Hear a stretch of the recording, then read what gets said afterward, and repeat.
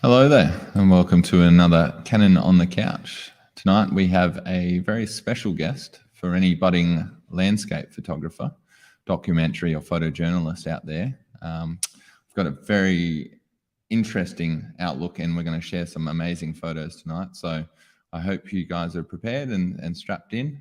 Just remember, before we go on, if anyone has any questions, feel free to drop them in the chat and we'll try and get to them best we can. Well, tonight we have what is officially a grand master of photography, very special editor and publisher of a magazine called Better Photography for the last 27 years. Also released a new book as well called The New Tradition. Tonight we've got a very, very talented landscape photographer, one of the best in Australia and the world, Peter Eastway. Thanks for joining us tonight, Peter. Thank you for having me. You can keep saying stuff like that. I'm just blushing a little bit, but it's good. Thank you. No, awesome. Well, Peter, please tell us a bit about yourself and how you got into photography. I've read a little bit up on you, and it started around the age of 13 or 14. But if you want to explain for those who don't know. Well, geez, going back 13 or 14, it's a long way back. I guess I've always sort of had it started off being a surfer. So you coming from Queensland, you'd understand there are these things that break on the beach. And I loved surfing, and I took up surf photography so I could photograph my friends from the water. I worked at Woolworths in my youth. I earned, I think it was 75 cents an hour or something like that. And I saved up more or less enough money, and my dad helped. And I got a little Ricoh waterproof camera. It was an ordinary camera. It was in a round waterproof housing. And I just couldn't understand why anyone would want to take photos of anything other than surfing. So I was wrapped up in the surfing side. But after a few years, I did actually expand my my outlook on life and got into photography more generally. And by the time, I suppose, my early 20s, a friend of mine who was in the Mossman Camera Club down here in Sydney, she was writing an article for a magazine called Australian CameraCraft, which had just started. She said, "Why don't you write an article?" And so I wrote an article on using wide-angle lens, and it got published. And that was how I got started, I guess, in the world of photography, well, in terms of publishing at any rate. I'd also had a little bit of an introduction through advertising, where I did a little bit of work for advertising agencies. They didn't give me the big jobs. They gave me the little jobs when they were trying to get a job. So, when they're just basically doing some testing out there in the field. And so I got a taste for what it was like to be told that your stuff is no good and you need to try harder in the wonderful world of advertising. So that little bit of weddings, a little bit of portraiture, it just all sort of grew together. Then I was over in Austria for a season skiing, and I thought, I've got to go back to Austria. I'm just going to be a ski bum for the rest of my life. And when I came back to Australia just for a short trip, there was a job going for the editor of Australian CameraCraft magazine. And so I applied, and that basically changed the course of my life, and I'm quite happy for that. Brilliant. So is it fair to say in the early days, there was no formal qualifications for photography? How does that? I'm actually, no, none in photography. I got a Bachelor of Economics. I actually did constitutional law with Tony Abbott. And well, Tony was a very, he was a distinguished young student way back then, let us say. Was he a good athlete still? So I have actually got qualifications in those areas, and the business qualifications have actually been really useful in the world of professional photography. A lot of people think, being a photographer, it's wonderful. You just take, wonderful photographs, travel the world and all of that. And that's true. There's an element of that. There certainly can be. But a lot of people forget that there are two words, and that first word, professional, requires you to actually make a living out of it. And I do think it's probably a little bit more difficult these days to be a professional photographer than it was when I started. And when I started, it was actually more difficult than it had been before. I mean, if we go back, we used to have this wonderful thing called a darkroom. I mean, we all play with Lightroom these days, but in the darkroom, nobody really knew what you did, and you had this magic. And so you'd go away and come back with photos, and that allowed us to charge a little bit more money. And so photographers were quite well paid. Still today, the best photographers are well paid because of the vision that they bring to the jobs. But overall, photography is far, far more, I guess, competitive. And, a lot of people pull out their iPhones or their Samsungs and take a photograph. And let's face it, the results are very, very good. Yeah, for sure. I read somewhere after finishing your diploma or your degree that you instantly knew that it wasn't meant for you. Is that correct? When I give talks, I tell people that I was a young budding auditor for 10 months, 2 weeks, 3 days, 5 hours, 17 minutes and 62 seconds. Not that I'm counting. I guess that, I mean, I still do a bit of accounting today as a part of the mix of work. And I actually really enjoy it. It gives me two sides of my brain to work with. And it's when you're doing one, it's a holiday from the other. I'll come back from a shoot for a month and I just don't want to look at a camera. I don't want to think about photography because all the creativity has been sort of sucked out of me, and I need to sort of regenerate. And there's, so the business side of what I do allows me to do that. And it's an ebb and flow sort of thing. And it's only a small component of what I do, but I consider it an important component. I think that people who just do photography or just do video or whatever, and they don't expand into other areas, often they'll burn out. And I look at a lot of my friends who were just photographers, and after 10, 20 years, they got out of photography because they'd had enough. Whereas for me, I think I'm probably more passionate today than I was when I started, if that's possible. Amazing. And that goes against, I guess, the old exemplar of a photographer has to be creative or has to be technical. But it sounds like you've merged basically both components, and that keeps your love invigorated.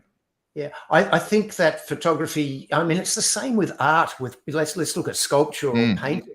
You know, there are a lot of people I've got brilliant ideas as a painter, but the best I can do is do the side of my house. I can't paint for nuts. And so you need to have that technique. I mean, the technique allows you to express yourself. And so having good photographic technique really helps you express yourself. It gets those ideas out of the back of your mind and onto the screen, or hopefully onto a print or onto paper in front of you. Great. And so initially, from transitioning from the surf photography to landscape photography, is there anyone that inspired you traditionally to make that sort of move, or was that kind of something that happened naturally? Yeah, well, I guess, I mean, a lot of people, and, you know, you're not the only person who puts me into the landscape photography box. And I've certainly done very well out of landscape. I still, a lot of my fine art work, if we want to call it that, is landscape based, a lot of it. But I don't consider myself a landscape photographer. I consider myself a photographer, not because I'd be ashamed to be a landscape photographer. I love that. But I guess if you ask, what are my influences, probably my favorite photographer is a portrait photographer called Irving Penn. And I've got books of his work, which I just love. Are you familiar with Irving? Yeah. Yep. Famous black and white studio photographer. Exactly. So, what could be more different from shooting the landscape to working in a studio? And a lot of people look at me askance a little bit and they say, Irving Penn, black and white in the studio. But Irving Penn did two things brilliantly well. One, he understood light. And when you look at his work, you know, the way that he has lit his subjects is it's just exquisite. And it's not just the technical way, it's the way that he gets his subject to react to that light or to the camera into the light. A lot of people think that portrait photography is about a technique, but portrait photography is just as much about getting an expression or a feeling or an emotion out of your subject. And that's probably the real mark of a successful portrait photographer. So the lighting helps with that, but obviously the interaction with your subject is fundamental. The other thing that he taught me was composition. And, we're all taught, you should have your rule of thirds and you put your subject so it's looking into the screen. A lot of his, or looking into the print, a lot of his photographs, they break all of those rules, and you need to learn the rules of composition so that you can break them in a meaningful way. So I'm not against the rules of composition at all, but certainly breaking them. Irving Penn to me was one of the masters of doing that. There are a number of photographs that just come to mind all the time as examples. And I guess people say, are you inspired or are you a plagiarist? I mean, plagiarism is when you see a photograph of Ansel Adams's Island Bend or whatever it is, and you go and put your tripod exactly where he had his tripod and try and take the same photo. I get that as a starting point, but that should never be our finishing point. Surely once we're there, it's a matter of being inspired by Ansel Adams or by Irving Penn and then taking a photograph that's yours. So, I mean, you might not ever be able to be completely original. We can talk about that later on, but at least it should be original for yourself. And I think that, to me, is what I love about photography, is being able to go out and take something that is new for me. I think one of your great quotes as well that I've watched from your documentary on Netflix was that everybody can take a photo from the same position, but it's the image and how you think it should look like, which ultimately decides the end photo. Do you care to explain that a little bit? Yeah, photography for me is all about capture and post-production. Mm-hmm. It always was that way. I mean, when we were in the dark room, we used to shoot, there was negative film to start with, and then you had to make a print, and there was some customization, some interpretation of the negative when you made the print. Okay, people say we had color slides, but even when we shot with transparency film, I would be adjusting the first developer very often to, increase the contrast or increase or decrease the exposure. So there were things that we would do. So it was always capture and post-production. Today, there are sort of two schools of thought out there, and I think both schools have got place. I'm certainly in the second one. The first one is that what you capture should be in camera. You pick the camera up, you take the photo, and what you've got, that's all you need to do. I actually think that's poppycock. That is never the intention of photography. To me, it is a lazy way of photography. But on the other hand, before I go to get myself into deep water, I'm not saying you need to change it greatly, but I find it very rare that I will take a photograph that can't be taken into Lightroom or Capture One, and I can just tweak the exposure or the contrast, or maybe just fix up the color balance so that it is better, so it better represents what I saw. Because the camera, after all, it's just an electromechanical device, and the photograph that you're taking, it's a raw file. It doesn't look like what you see on the back of the screen. There's a gamma curve being applied to that raw file so that you can see what it's going to look like, color and all that sort of stuff being added in. There's somebody in a coat in a lab somewhere in Japan or Germany that's decided what that photograph is going to look like. So already the photograph that you're getting out of the camera, truly speaking, isn't really straight out of camera. Someone is doing some mumbo jumbo to the photo. And my argument is, I would prefer to be the person doing that. So we have two schools of thought. And one is that I'm a nature photographer. I take the photograph. I don't want to add a third leg or a fourth leg onto a bird or something like that. I want it to be natural. I want it to be authentic. I just want to do some minor post-production, and I get that. That is a real skill, and one that I enjoy trying myself and doing as best as I can. On the other side, there's the more creative side of photography. When we were in the dark room, we used to be envious of artists who could start with a blank canvas. We would always start with a photograph of something on it, and then we'd have to fix it up. But a blank canvas, now we've got that. With digital photography, you can start with a blank canvas and do as many exposures as you like. Sometimes people think of that creative side as being double exposures. I don't actually think of it that way. And I'll show you an example of one of the photos as I edit it. That might be a good way to go through it. I just see that it's a series of steps where really what you're doing is you're selectively adjusting the image, so that, as a simple example, you've got a landscape and the sky is very light. Wouldn't the photograph look better with a darker sky? So you darken down the sky, and it does two things. One, the image is now more tonally contained. But two, it allows you to look at the landscape. Surely it's a photograph of the landscape more often than not. And if you've got a bright sky, then compositionally the eye goes to that bright sky rather than to the landscape. So you're not communicating effectively with photography. So you haven't learnt you're not using the skills and the techniques that are available to you for you to talk and to get your message across. And so that's why I think that post-production, whether it's a lot or a little bit, is up to you, but some post-production is really important. I feel like we just got a masterclass there, Peter. Well done. So obviously, again, touching on that point, RAW versus JPEG, and obviously the debates, but on across all brands, doesn't matter what brand it is, it's obviously the engineers have made it to a certain spec and what they feel like is the most natural or the most right image. So you're 100% correct. Editing is your way of basically taking back control to a degree. And technically, you can't abide by the laws of the camera, because essentially it's almost not even your image at that point. You're deciding what the end result should be. Yeah, I used to say that the camera doesn't necessarily know what you're photographing. Of course, these days with subject recognition, I mean, look at the Canon R5, and I can remember using that camera up in Kakadu recently, a year or so ago now, and I was just watching a little bird bounce around one of the branches, and it was focused on the eye as it went all the way around. So sometimes cameras do know what you're photographing, but the engineers don't necessarily understand what it is that you want to get across with your photograph, and that's why post-production is up to us, I believe. Yeah, cool. And assisting that process. When you go to a location, do you have a certain photograph in mind? Does it come naturally to you, or is it more so after the fact you've had a look at it on the full screen and you're like, this is just more of a core memories type thing? I remember it being different on the day. What sort of process does that look like for you? Well, I normally answer this with yes, no, and sometimes, because there's no single way.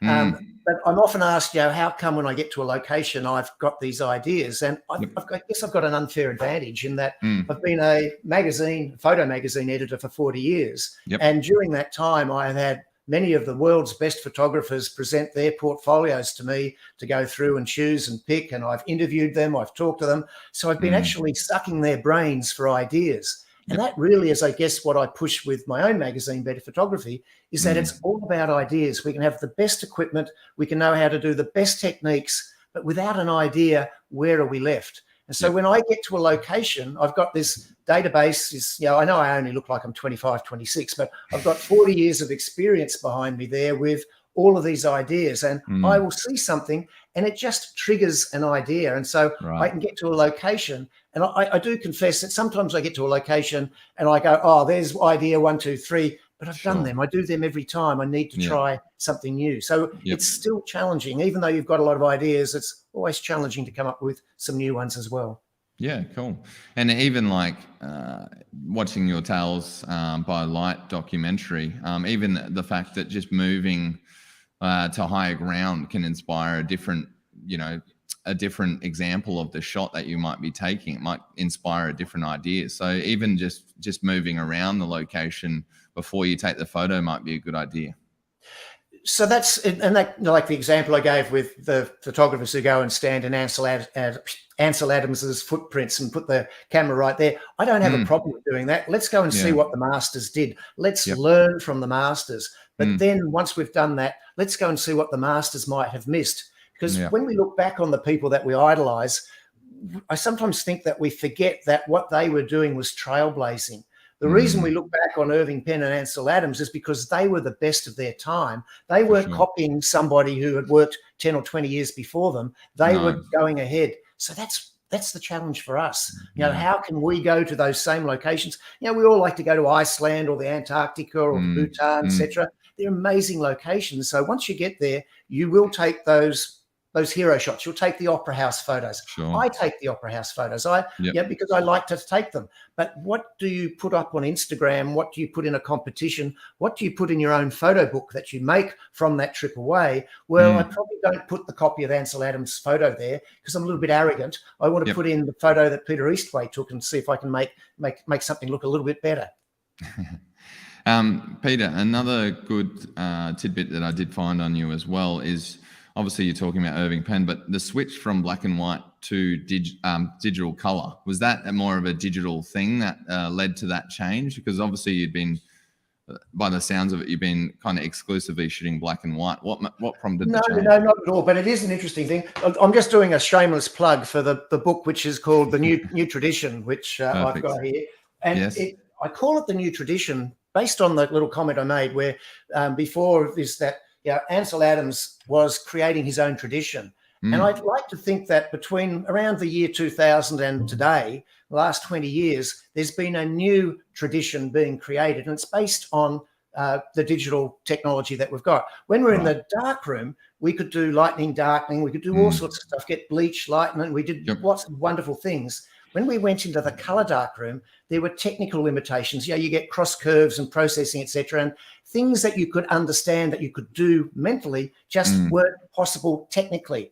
Then, and I used to shoot a lot of transparency. So black and white was maybe 20, 30% of what I did, but it might have been 70, 80% of the awards that I won. And certainly when I won the Landscape Award, when I won Professional Photographer of the Year a couple of times, they were all with black and white photos. So historically, people look back and say, oh, Peter was a black and white photographer, whereas really I probably shot a lot more color. And what I found is that when Photoshop came along and suddenly I could get these color images and I could do the same sorts of changes that I was doing in the black and white darkroom, but now I could do it. It was in a Lightroom. It was in Photoshop because Lightroom hadn't been invented then. But it just freed me. It was sort of like someone coming along and unzipping my my top of my head and pouring in a bottle of Tabasco sauce. And I just thought, wow, there's just so much that we can do with digital photography.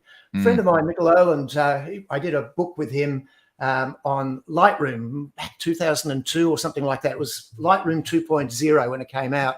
Yep. And I was helping him put that book together. And he had actually met Ansel Adams when he was younger, and Ansel was obviously, getting towards the end of his life. And he said to Ansel, he said, if you were starting off like me, what would you do? And Ansel Adams said, there's a thing called electronic imaging. They didn't call it digital photography then. They called it electronic imaging. He said, that's coming along. He said, I hope I'm around to play with that. So that sort of shows you where people are going. And that's the traditional idea. So yes, digital allowed me to get involved with color and to do all sorts of stuff in color that I really love. But having said that, I still love playing around with black and white. And in the book, The New Tradition that I've got, I start off with my black and white images from the darkroom, and then I go through my digital days. And then at the end, I finish off with some of my black and white photos again, sort of like a full circle. But that's just me writing a book. I should probably shoot far more color than I do black and white. There you go.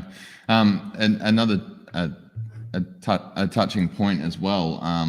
One of the photographers that you exemplared in your Tales by Light documentary, Peter, was a man by the name of Frank Hurley, an Australian photographer. He actually went on the expedition with Ernest Shackleton to Antarctica.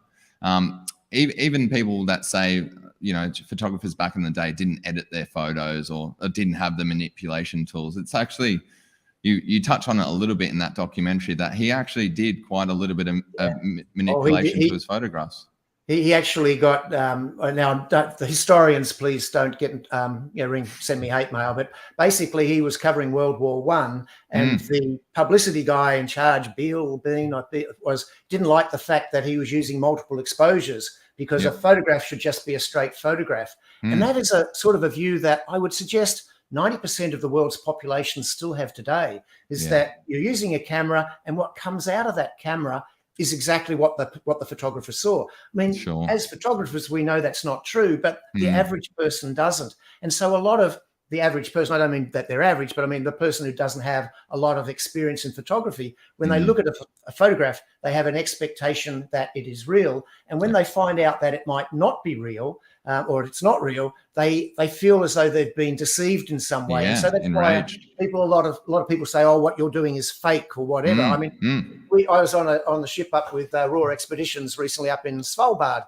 and I gave a little presentation using the Tales by Light video that you're talking about, which is still playing on Netflix for viewers who want to have a look at Netflix. Very well. Tales by Light. I think I'm episode 5 in the first series. Anyway, one of the old gentlemen was listening to me, and I talked all about it. And at the end, he walked up to me and he said, "So you're a liar?"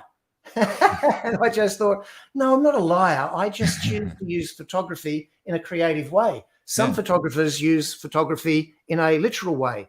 Some people write scientific theories and papers. Other people write fiction. It's the same with photography. We can do fiction and non-fiction. I like both. Yeah. I think you made a great point too. A photographer, you said, almost has a contract with society on resembling what is actually occurring. But an artist with a paintbrush there at the same time can basically have his own interpretation of what happened. What I guess makes a photographer not an artist to that degree. So it's quite an interesting debate, I feel. Yeah, and look, I guess what I find is that there are a lot of people out there who believe in straight photography and who can't do post-production, that say creative photography is not cool. And then when they learn some post-production, they seem to change their mind. So all I ask is that the people who don't like, people who shoot straight photography, who don't like to do a lot of post-production, just accept that. You don't have to be demeaning to people like me who do like to do a little bit more creative stuff. We're both equal players here. We don't need to discriminate.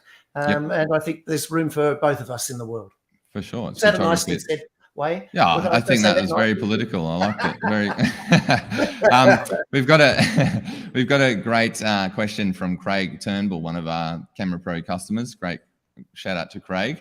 Now we'll bring the question up on the screen.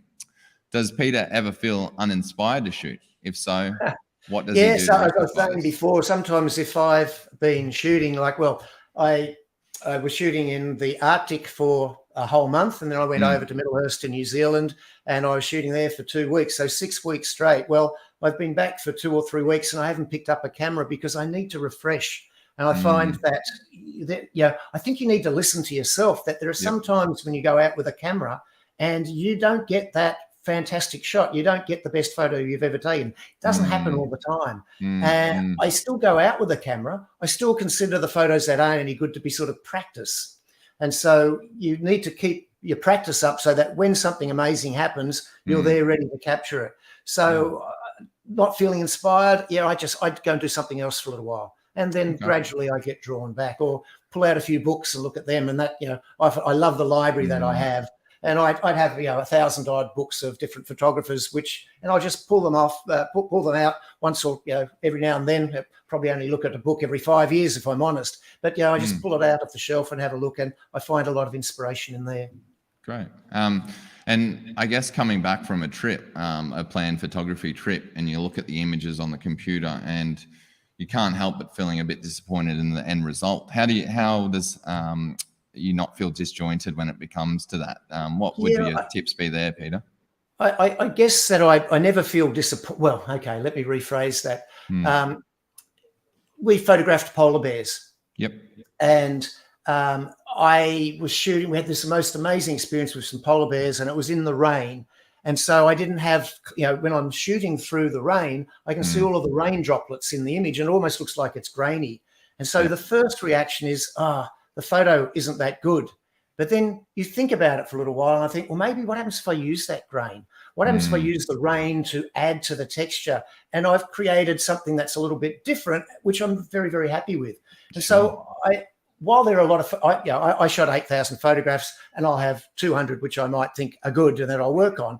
So there are a lot of photos that I miss with, but I wouldn't say that I'm disappointed with an image, because normally, with the background, the history, the skills that I've developed, I can more or less take any raw file and turn it into something that I'm happy with, on the basis that I'm happy with the raw file to start with. Does that sort of make sense? Yeah, getting it right in camera as well to some degree is going to give you more latitude and flexibility with the files. 100%. 100%. I'm definitely a get it and right camera photographer, because that means I've got less work to do in post-production. And look at me, I'm not getting any younger. I don't want to spend all my life in front of a computer screen. I need to have a bit of time to get out there and take some new photos as well. For sure. What do you say to those that go on a trip? Let's say they take 8,000 photos. They get overwhelmed with how many photos they actually found that they've taken, and they're a bit nervous to jump on the computer and start editing because there's so many. Do you have any advice there for someone that might be in that boat? Yeah, well, I mean, welcome to the club, I guess. I think one of the things that when I'm actually on a trip, I will edit as I go. So at the end of the day, I will. Now, when I say edit, there are two uses of the term edit. So when I'm picking, I'll phrase it differently. I'm picking the ones that I think are winners. But then I'll look at those photographs maybe a year later or 6 months later, and it's amazing what you miss the first time. But when I get back from a trip, usually I need to have a certain number of images, which I can put up on social media and the website, that sort of stuff. And so I go through the 8,000 photos, and I start off by giving photos that I think are good 1 star. And if I end up with 500, I think that's too many. So I sort them by the 1 stars, and I go through and I give the really good ones 2 stars. I end up with 400, that's still too many, and I go through 3 stars. And so I might end up with a manageable number. So with Svalbard recently, I was away for 30 days. I started off with the aim of having 100 photos. I've got 200, so I need to be better at what I actually advise people to do myself. But we all have these problems. The other little thing is, well, I can spend 5, 6 hours or days on a single image in Photoshop. So I challenged myself now to just do the photos as well as I can in Lightroom or Capture One, so that I'm not doing I'm still using layers, etc., but I'm limiting what I will do, and I can get a result that's 90, 95% as good as it can be. And then if I then take it for a book or an exhibition, well, then I'll take it into Photoshop and I'll polish it off and get up to that 100% result. Great. It kind of sounds like a bit with life as well. If you leave things till the end, it all adds up to be a crazy amount. But if you start chipping away at it, obviously that gives you a better platform for when you want to really get into it. Yep, yeah, I think that's right. And also, finding time to actually, you've really got to give make time in your diary to come back and spend the time in front of the computer. A lot of us have had a little bit of time to reflect over the last couple of years. And I've got to say, it's been very productive for me, getting a lot of projects done when I haven't been able to travel. So that's been great. Yeah, great. Now, quickly, I've got another question here from PBJ. Do you have a threshold for editing, e.g., do you stop cloning, adding elements to an image, or do you only touch up colors, exposure, etc.? So I think what PBJ might be getting at is how much editing might be too much. Yeah, and isn't that a great question? It's again, a really tough one. It depends in the context. For me, I don't put a limit on it. I'm looking at the final image, and maybe we should go through one of my photos and show you how I'm thinking. And when I look at the photograph, it's unfinished as I look at it. And so if it's unfinished, then what I need to do is do some more adjustments. So that's more editing. Then again, if I'm working into, I'll just come back over onto the screen as well. I can see you've got that open. This is the image I was going to talk about. On the other hand, if I'm just we've got two images that we can talk about. Let me just quickly go and open up a second one. So this image here, you might be able to just see in the background. Oh, I don't know whether that's, yes, it is. I've got that turned on. Here we go. Let me just add those layers. All right. You can just see in the background a hint of the mountain range. So this is shot down Antarctica. And I'm loving the I guess all the spume in the air, the wind is whipping up the ocean, etc. But in the actual original picture, all you could see was that. There wasn't anything in the background because it was a little bit too thick. But I knew on the other side, because I'd been there before, there was this mountain range. And so I've just put that hint in there. So that is perhaps going too far for some people, but for me, that's just what photography is about. If I then go and I look at the other image, let me just go to Window Gold Harbour. So, this was done, with Canon and for Tales by Light. And, I kept my editing to, a minimum, I guess. But what is a minimum? Because I did one of the other photographers in Tales by Light, Richard Ianson, he and I did a presentation at Canon once, and the story was, or the topic was, when is there too much post-production? When does a photograph stop being a photograph because you've gone too far? And we basically had a discussion and we agreed. But what we disagreed was how much. We both used the same language. I both said, if you can take it into Lightroom and you can do as much as you like, and I would think on a scale that if I did 20% adjustment, whatever 20% is, I probably was going further than I should for a nature photograph. Whereas Richard was indicating he'd possibly go as far as 80% and still think that was okay. So the language that we all use can be quite deceiving as to what we actually mean. So let me show you here as an example.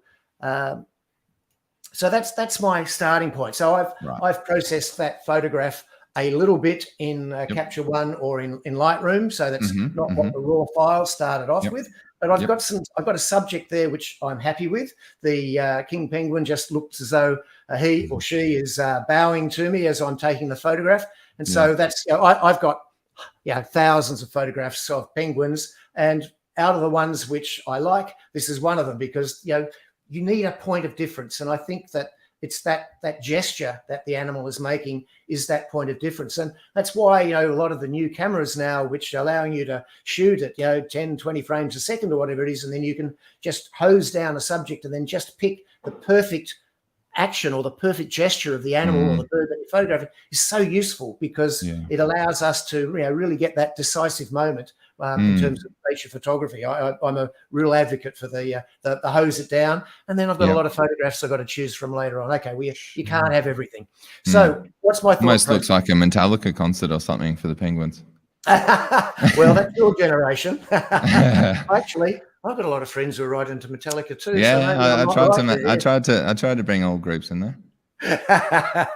You're being very diplomatic.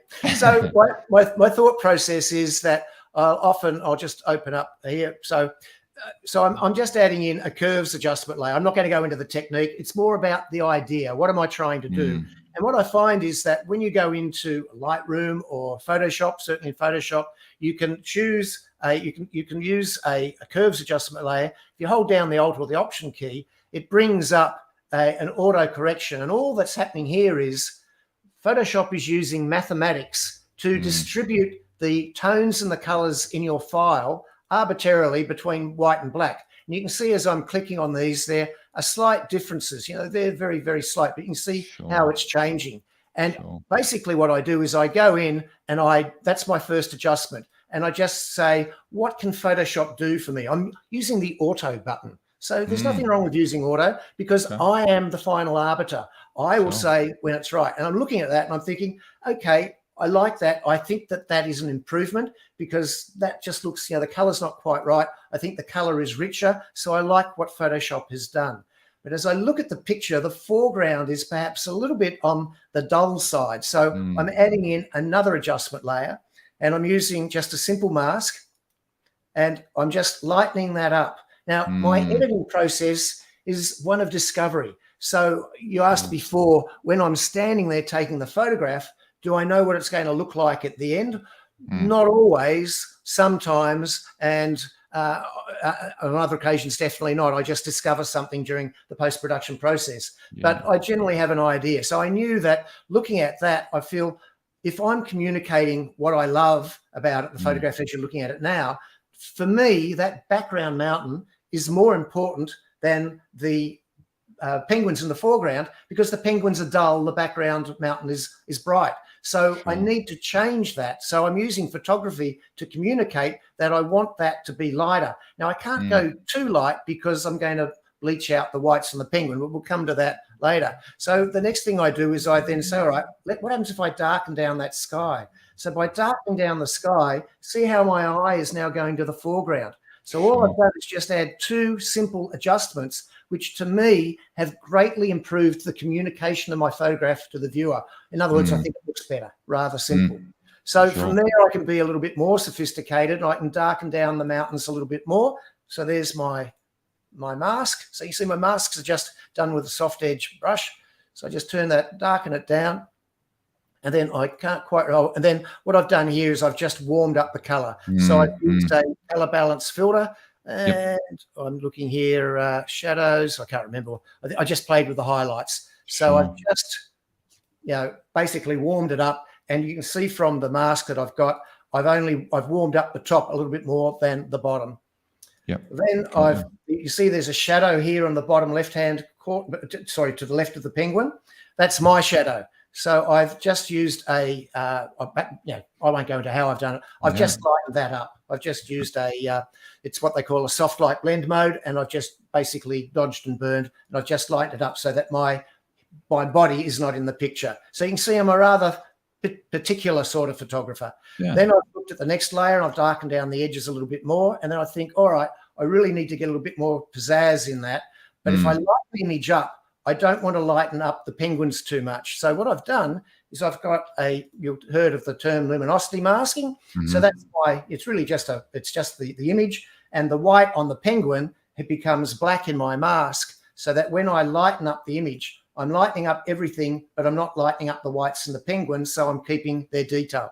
So again, this is where having technique is really useful, not because the technique is any good on its own, but because the technique allows you to express yourself. I mean, the other way of doing that would be to just manually go in with a brush and lighten up the penguins one by one, but that takes a little bit of time. So I've now lightened up the foreground, and the first thing you're going to say to me, Jackson, is, oh, well, now you've lightened up the background as well, you dummy. Why did you do that? And the answer is because I'm just exploring how the photograph should look. So I could say, all right, well, I like the foreground a little bit lighter.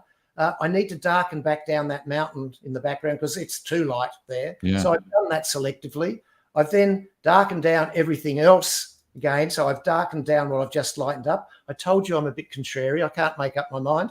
I used to be indecisive. Now I'm not so sure. And so I've darkened it down. But you can see now that when you look at those layers as I add them on, I'm sort of redirecting the eye to what's important. And then I've just done one final little adjustment where I've just dropped in a little bit more light just onto the penguin there. And that's basically, you know, that's my finish point. I've also then got a penguin eye. So if I enlarge the image up, I think that's as large as it'll go. Wait on, come along. Here we go. You can see that I've just added in a little, because the penguin's eyes are dark, I've just added a hint that then that's too strong. I just sort of take that down, just a little bit of a hint there, just because people like to see eyes. The reality is when you're photographing the king penguins like that, they are a real bugger to get the eyes looking at all. Amazing. Thank you very much, Peter. That was very good. Now, your usual process is to go from a Capture One or another program into Photoshop. Is that generally how you do it? So I work with either Capture One or Lightroom. I use both, sometimes depending on the camera system that I'm using, etc. But both of them operate very similarly these days. I used to find quite a difference between the way Capture One and Lightroom processed my raw files. But these days I find that they still both operate differently. They've both got a default setting. It's a bit like asking a chef to cook yourself a cordon bleu, and they'll both present you with a cordon bleu, but they'll have a different taste, even though they're made out of the same basic ingredients. And I find that's the same with Lightroom and Capture One. So if you're using one and not the other, it's often worth downloading the trial and just seeing how you go and whether you like them better. But I do find that these days I can more or less replicate the same process with either of them, so it doesn't really matter. One of the things that I used to love about Capture One over Lightroom was the way that you could do your adjustment layers, so you could use your brushes, because it worked very similarly to the way Photoshop does. And you could see on the Photoshop screen, each layer was a step. And I like the way that I could do that in Capture One. Whereas in Lightroom, they used to have all these little dots, and you could put a hand over and you could sometimes find the layer that you were working on, but it was problematic. But with the new version of Lightroom, they've completely transformed that, and they've actually got a few little tools and tricks in there like subject selection and sky selection, which for low resolution work an absolute treat. When I say low resolution, sometimes you do a subject selection or a sky selection, and it'll look okay if you're just looking at an Instagram post or something. But if you enlarge that up to full size and you're going to make a print, you need to look very carefully, because sometimes the editing of that automatic process is perhaps not as precise or as perfect as I would like it at any rate. Perfect. It feels unfair to squeeze this all into an hour, because editing on itself could be something we could go on for hours for, Peter. So if anyone wants to get in touch with Peter for editing, you've got various workshops out there as well, and ebooks, Peter. I have, thank you. I mean, if I could suggest that if you're interested in my editing approach, I'd love people to visit my website, which is betterphotography.com. I think you've got the splash screen you could show. And if you sign up for the newsletters there, you'll get 3 free ebooks. And one of them is where I talk about, I guess, the post-production secrets that I use, just in terms of brushes and things like that. And that I'm sure everybody would enjoy. Yeah, the 3 free ebooks at betterphotography.com. That's for CameraPro customers alike, so that will be great. So stepping away from editing now, Peter, getting it right in camera. We've got a great question from MN Misty, who is a great photographer for landscape in her own right as well. She wants to know, do you use grads or polarizer, or just do you prefer to use it in post? I prefer to do it in post. Grads are okay, but if you've got a tree in the way, it's a bit of a problem. And so I find that I'm using post-production with a luminosity or a channel mask to solve the problem over the tree. Polarizers are useful if you're trying to control, like either reduce or enhance. You want to get rid of the reflections, or you want to bring up what's below the water or below the glass. But generally for skies, I don't use them, because the polarized light changes the amount of polarization because it's at 90 degrees to the light source. So at 70 degrees, it's not as polarized. And if you're using a wide angle lens, you get a beautiful blue somewhere, but it mightn't be in the middle, and it fades off. If I want that rich blue, I find I can achieve that more successfully by just taking, underexposing or doing it in post-production. So I do have a polarizing filter, but I don't use it very much. And I rarely ever use graduated NDs. Perfect. I did note somewhere, I think you talked about ND filters being something important, because to do your long exposure for photography, a remote is handy as well. Are there any other accessories that you wouldn't be able to live without for landscape photography? Well, I guess that's, I mean, I do love the idea of irreality or unreality. Irreality is a word if you get the bigger Oxford Dictionary, but mightn't be in the shorter Oxford Dictionary. But I digress. I go back to, in my book, The New Tradition, I've got a photograph of a flag down at the beach, the life-saving flag, and it's sort of blurred and it's shot in the middle of the day. So I've been interested in this idea of having long exposures, but in the middle of the day. Now, of course, it's available for everyone. I had 6 or 7 filters all stacked up trying to, reduce the amount of light that got into the camera. Now you get a 10-stop or a 15-stop filter, and doing long exposures in the middle of the day is really easy. And I do a lot of that because I find in landscapes, one of the questions is, how do you make your photographs a little bit different from someone taking a photograph with an iPhone or someone just taking a straight shot with their camera? It's a common question where you get in store as well. A long exposure can just add that sense of difference. Great. Now, in terms of tripods versus monopod, because that is an interesting debate in its own right as well. You're more of a tripod user by the look of it. Well, if I'm doing long exposures of 30 seconds or 3 minutes, whatever, I don't have a choice. Sure. Often, if I only need a monopod, I'll just extend one leg of my tripod, and that will work. Because if I'm on a ship, we're down in Antarctica, up in the Arctic, when there's not much point having a tripod up because the ship's moving a little bit. So a monopod is quite useful. Sometimes just when you've got a big heavy lens too, a monopod is quite useful. So I'm not against monopods. If I were shooting football at the side of the oval, I would certainly be using a monopod to hold the big lenses. Brilliant. And we do get a common question as well for traveling photographers, especially those that are going to Antarctica. And lens selection, I guess, is one. And then also taking photos from a moving boat. Do you have any tips or preferences there that you can share? When you go to Antarctica, take your widest wide angle because there's some fantastic skies. You can get in close to icebergs, etc., in which case a wide angle is useful. And then, of course, there's the wildlife. And so you want your longest telephoto lens. I mean, there are a lot of really good 100 to 500, 150 to 600, 200, 600, that sort of stuff. All the manufacturers seem to have come out with those new zoom lenses, and they seem to be the answer. When it comes to shooting, just keep your shutter speeds up. I mean, okay, so you've got image stabilizing in a lot of these, so it's not such a problem. But even when I'm using long lenses without image stabilizing, I find that just by using a fast shutter speed, similarly like when I'm doing aerials, I try not to have a shutter speed slower than a 2,000th of a second, just so that there's no question, because if you're making big prints, then a little bit of blur is a big problem. If you're just going to, you can use something like, Sharpener or Topaz Sharpener AI. Denoise and whatever that else. is an amazing little piece of software. It really, saves your bacon when you've got just a little bit of blur. But why not get it right in camera first? So a fast shutter speed. So down Antarctica, shooting from a ship, just using a 500th, 1,000th of a second will probably solve the problem. If you're shooting birds from the ship, you probably wanting to shoot at a 4,000th or an 8,000th of a second because you want to arrest the action of the wings, etc. as well. And that's another example of where having bird eye autofocus is just fantastic. Autofocus always used to focus on the tip of the bloody wing because that was the closest point to the camera, and that's what the camera thought you wanted to focus on. So subject autofocus is just fantastic for old blokes like me. Yeah, great. And a lot of Canon's new cameras, R5, R6, R7, R10, all contain that great technology. That technology is sensational. And they've got some great long telephotos, which, is it the 100 to 500? There was the 150. I forget exactly. 100 to 500, correct. Yeah, perfect. Yeah, perfect. Yep.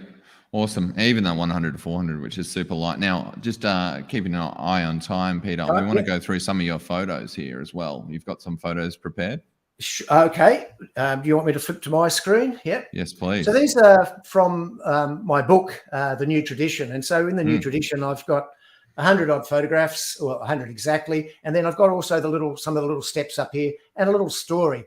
And I talked before about photography being all about ideas. And so I like to think that this might be a little bit of a cookbook of ideas for other photographers to play with.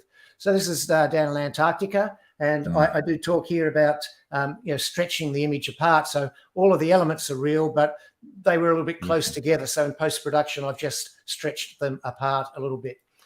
Here we talked about this photograph earlier on where I dropped in just a hint of the mountain ranges in the background. Yep. This is a shot taken from the Tales by Light. You'll probably recognise it. There's a scene where I'm photographing King Haakon Sound, and I talk a little bit there about how you can start off. You can see over here on the left. I know it's going to be small for viewers, and then you move over to the right. So the post-production creates something that is your own.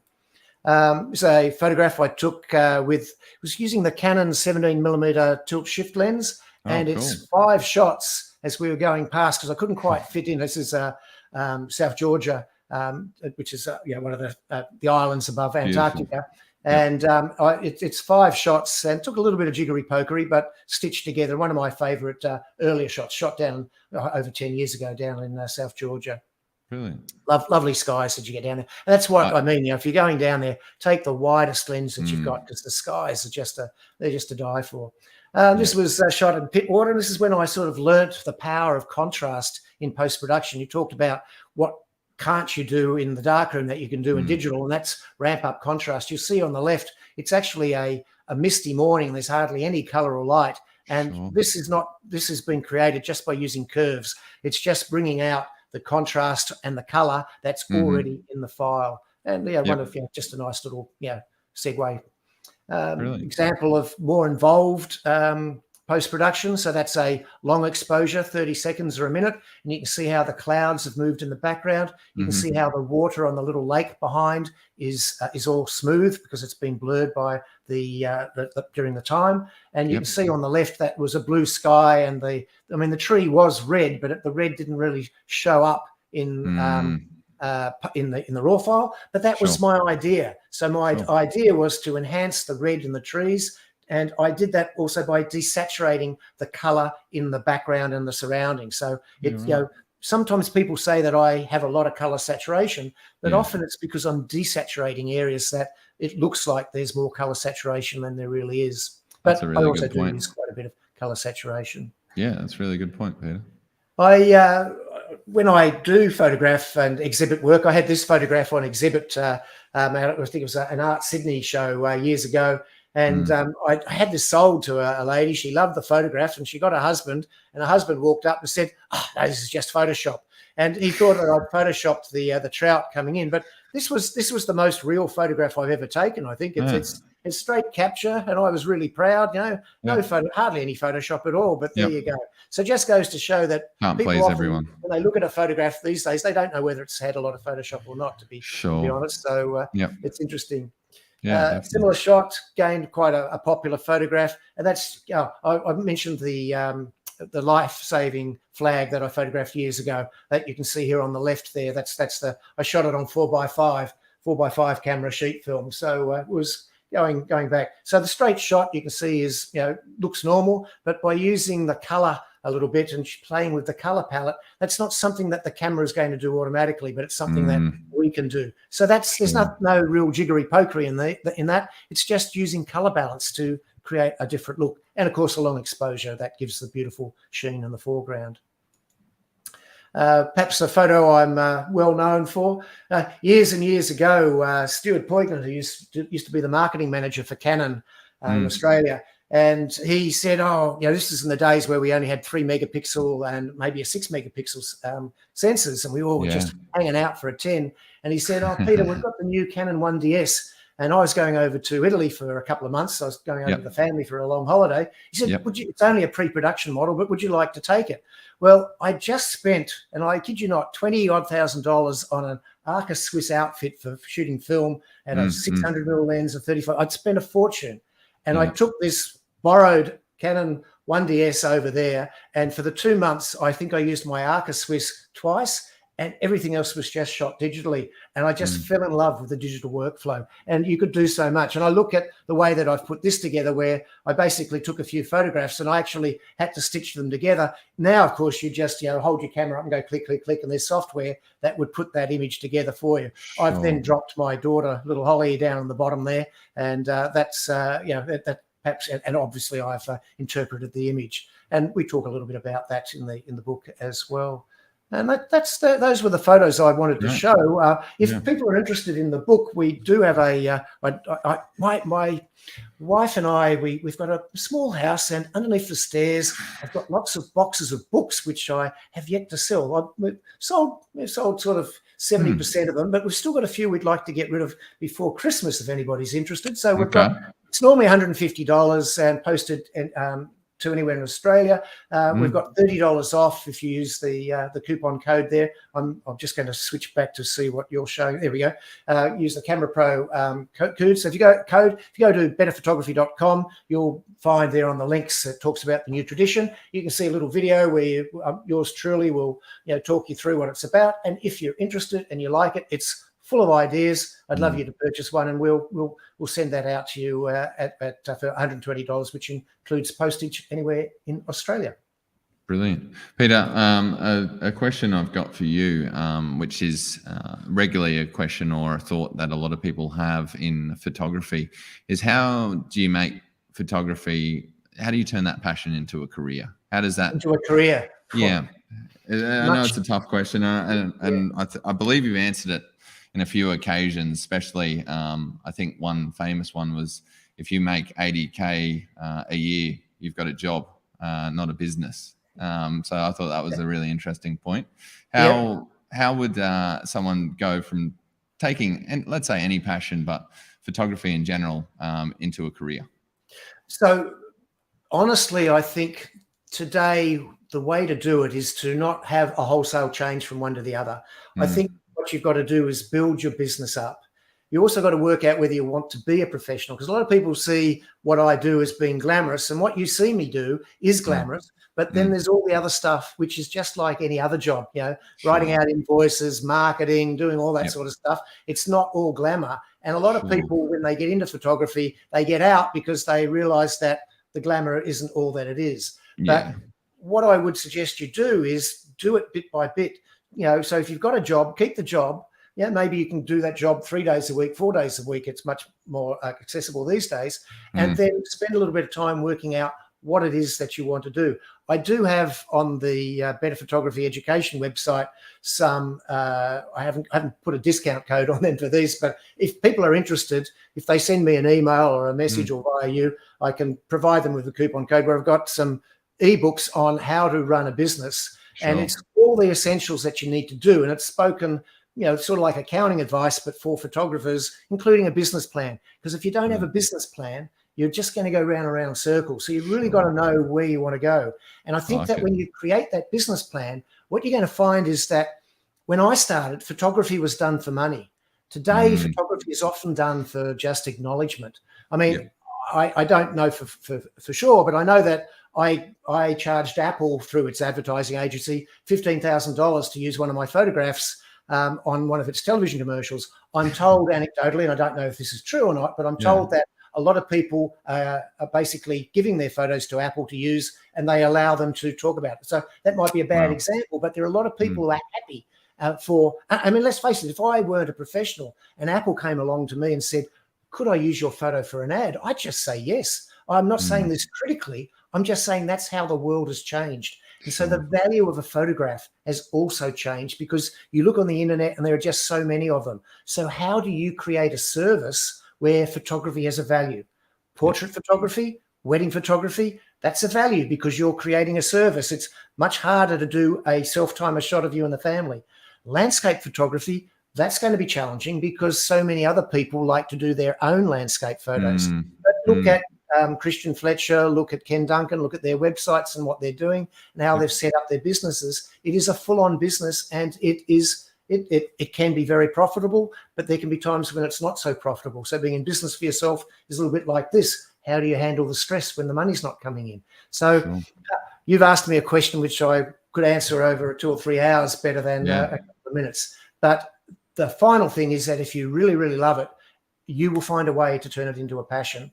Start off with a business plan, which is basically working out who's going to be your first client and how much are you going to charge them and will they pay you? And then you just take it. Brilliant. Very well answered, Peter. Now, just quickly, traveling starting to open it back up again. And there are a lot of people frothing at the bit to get out there. Could you give us maybe your top 3, top 5 bucket list places to go, where would you go as a landscape photographer? Well, wait on. Let me see where I'm doing workshops next. I've got a workshop in Bhutan. I've Loaded got one gun. to Antarctica. I've got the Arctic again. I've got the 3 stans, Kazakhstan, Uzbekistan, Kyrgyzstan. I'm just about to open up Kenya and Uganda. People ask me, what's the most favorite spot? What's your most favorite spot for photography in the world? And I say the next place I go. I can remember being interviewed on a radio station when I was up in Port Hedland, because we had an exhibition opening up there and in Perth. And the interviewer said, so, what's what's your favorite place? And I'd just come back from Antarctica. So I'd been from the deserts where it's all white to the deserts where it's all red. And I said, I really don't have a preference. Once you get to that location, I just immerse myself in it and I love it. Sure. So there are so many wonderful places out there. Just pick one and you'll love it. Go for it. Now, probably the last question I'm going to ask tonight. You've made a good point on printing. You're a big printer, and I've seen the work that you've done, and you very much like to see it in its final form, which you consider printing is photography in its final form, essentially. So everything leads to the final image. Yes. You have been watching it. Well done. Can you give us some advice on printing?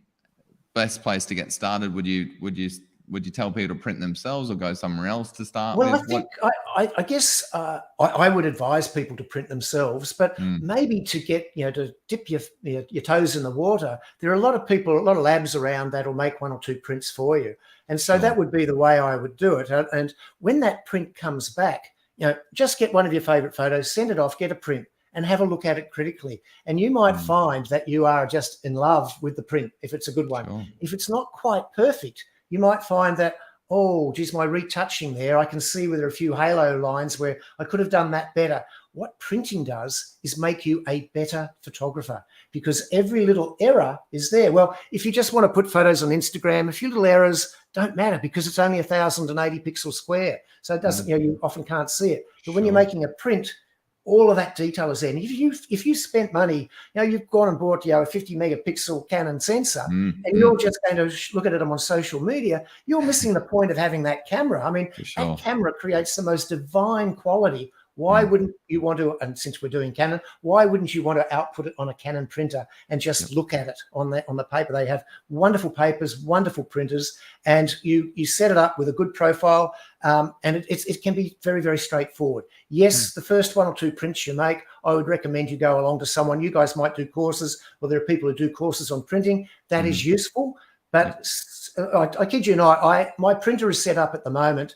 I just basically output the file and I print it, and it looks fine. It looks perfect. It comes out exactly as I see it on the screen. I will make further changes, of course. I often make a print, stick it up on the wall and live with it for a little while, make notes on it, go back, and then I edit it, because I find you need a little bit of time to work out what the photograph needs, and just living with it tells you that. It sort of sounds a little bit out there and all that sort of stuff, but I do find that time is a really good analyzer for the photography that I do.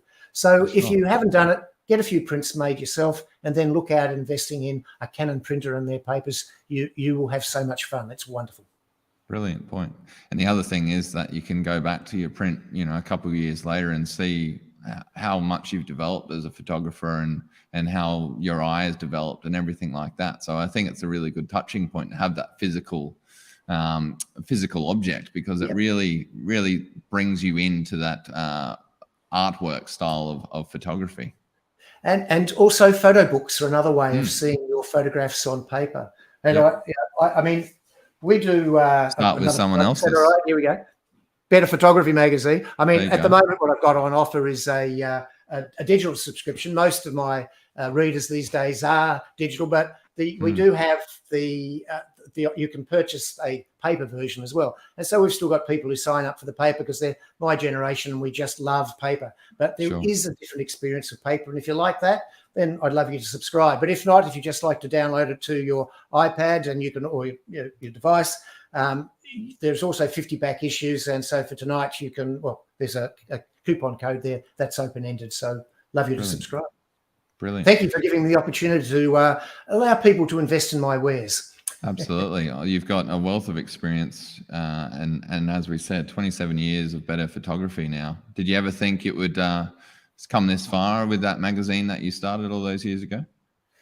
Yeah, I mean, the first, when I started with Australian Cameracraft, I became the editor, and I was just so pleased. And then the company that I was working with got taken over, and I found myself without a job. And I thought, what am I going to do? So I went to my grandmother and asked if she'd lend me $36,000. And I said I'd pay it back over 24 months. Well, my grandmother gave me a check for $36,000.24. She said, I could never quite understand why you wanted the 24 cents. But that was how I got started. So, because to be a publisher in those days, you needed a certain amount of capital to get you started.